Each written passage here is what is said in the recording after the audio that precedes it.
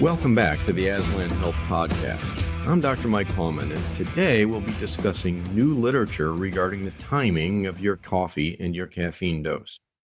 This is not déjà brew. If you've been with me for a while, you'll remember our 3-part series on caffeine. We explored how it can help you feel energized and how it affects anxiety and focus and how to use it wisely. But since that series aired last month, something new and interesting has happened. A colleague sent me some very recent research findings so compelling and so practical that they prompted this standalone follow-up episode. This current research demonstrates that when you drink coffee might be just as important as how much you consume. So today we'll discuss the best time to drink your coffee for optimal health, what the newest studies say about caffeine and longevity, why timing affects your heart, your hormones, and your sleep, and how to create a coffee ritual that works with your body, not against it. So before you refill your coffee mug, let's explore the science behind your daily brew. Are you ready to Joe? Picture this. You're in your kitchen, the sun's not yet up. You shuffle towards the coffee maker like it's your only lifeline to the land of the living.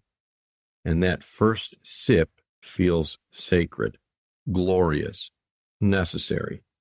You begin to respond one cell at a time with the compulsory coaxing of your cherished coffee cup. Let's reveal the surprising truth behind timing your caffeine consumption. New published research suggests that having your first cup of coffee too early might actually blunt its benefits and increase the release of your stress hormones, most notably cortisol. A new study just published in the European Heart Journal examined over 40,000 U.S. adults, and researchers divided the study participants into 3 categories. Morning-only coffee drinkers, which is individuals who drank coffee only before noon. Then all-day sippers, that's morning, afternoon, evening, throughout the day. And then those who didn't drink coffee at all. The results, well, morning-only coffee drinkers had a 16% lower risk of death from all causes. They also had a striking 31% lower risk of death from cardiovascular disease. But those who drank coffee throughout the day, they had no significant notable health benefit compared to those who didn't drink coffee at all. Well, let me say that again. It wasn't just how much coffee they drank, it was when they drank it that made the difference.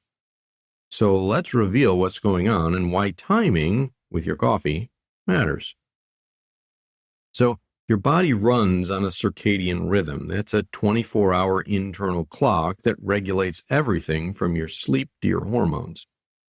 One of the key players in this biochemical orchestra is cortisol, which we've talked about before. For most people on a regular workday schedule, cortisol naturally peaks between 7 and 8 a.m. This design helps you to wake up and get going each morning, and then cortisol slowly tapers off throughout the day.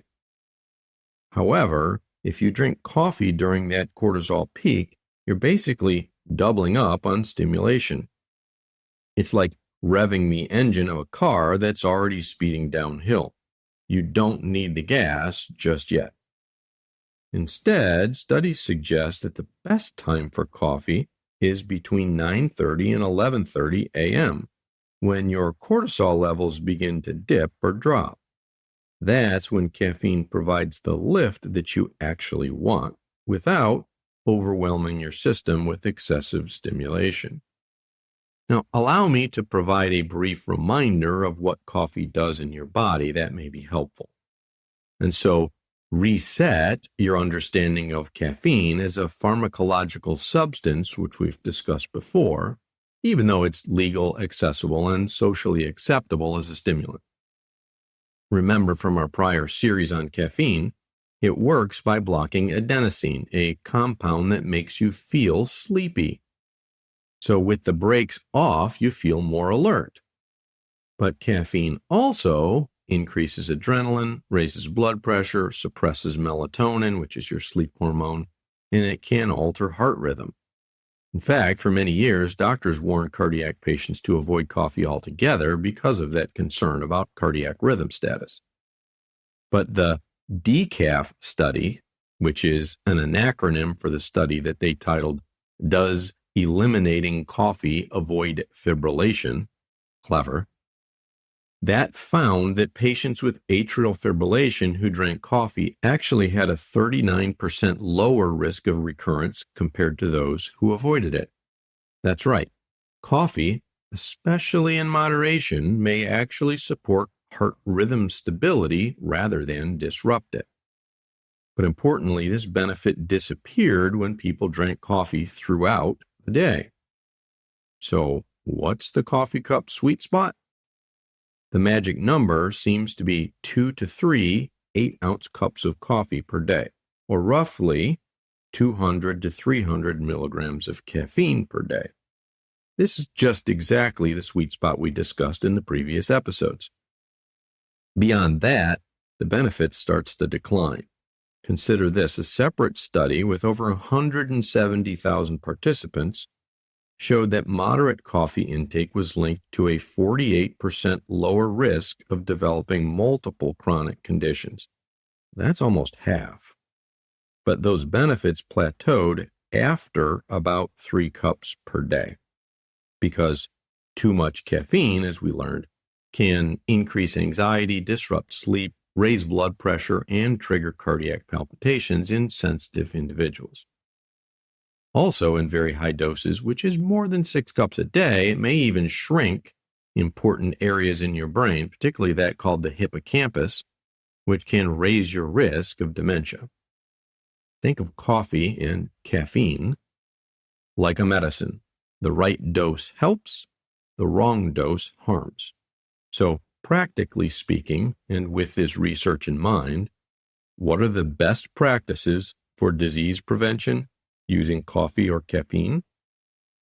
Well, there's good news. Moderate morning coffee doesn't just make you feel better, it may actually help you live longer.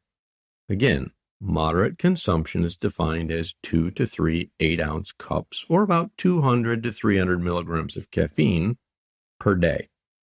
This new research links moderate coffee intake to the following findings: lower risk of type 2 diabetes, about 6% lower with each cup in that range, which is due to improved insulin sensitivity and blood sugar regulation. Second, reduced risk of stroke, about 20% lower risk versus non-consumers. Next, additional anti-inflammatory and antioxidant benefits on blood vessels as well. Again, these benefits were the strongest among morning-only coffee drinkers. So it's not just the brew that matters, it's the rhythm and the timing. With that new information, it's time to renew our approach. So let's talk solutions and build a healthy coffee routine. Here's 5 tips on how to turn your morning brew into a health-promoting ritual. First, wait until mid-morning. Hold off on your first cup until 9:30 to 11 a.m. if possible. Let that cortisol serve its purpose and wake you up first. Then let coffee carry you the rest of the way through the day. If you must have your warm mug in the morning, try decaf as your initial cup. Number 2, stop caffeine by 2 o'clock p.m., preferably noon. Give your body time to metabolize all of the onboard caffeine before you go to bed. Especially true if you happen to be a slow metabolizer, or if sleep is a struggle for you. Number 3, limit consumption to 2 or 3 cups maximum per day. That's the sweet spot for heart, brain, and metabolic benefits that we discussed earlier. More is not better. It's just more likely to cause side effects. Number 4, go simple. Skip the syrupy sugar bombs and the high-fat creamers. The health benefits of coffee vanish in a sea of caramel drizzle and partially hydrogenated vegetable oil cream substitutes. Fifth and final, or pentultimately if you prefer, listen to your body.